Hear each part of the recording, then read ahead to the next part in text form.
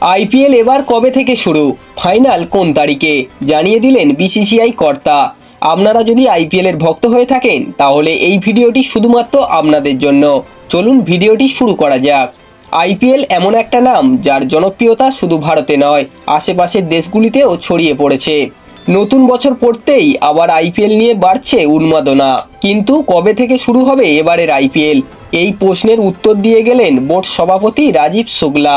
এবার আইপিএলে মোট 11টি ডাবল হেডার ম্যাচ হওয়ার কথা, ফলে বুঝতেই পাচ্ছেন এবার ডবল মজা আইপিএলে। সব থেকে উল্লেখযোগ্য বিষয় হলো গত বছর আইপিএল শুরু হয়েছিল 22শে মার্চ। চেন্নাই এবং বেঙ্গালুরু প্রথম ম্যাচ মুখোমুখি হয়েছিল।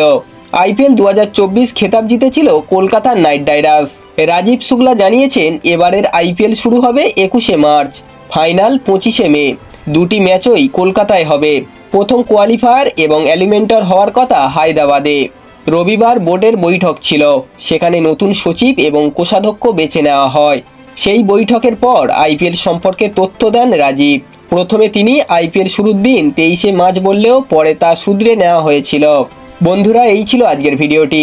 আইপিএল কাদের কাদের ভালো লাগে অবশ্যই কমেন্টে জানাবেন। ভিডিওটি ভালো লাগলে একটা লাইক করে দেবেন এবং এই ধরনের ক্রিকেট নিউজ সবার আগে পাওয়ার জন্য চ্যানেলটিকে অবশ্যই সাবস্ক্রাইব করে দেবেন।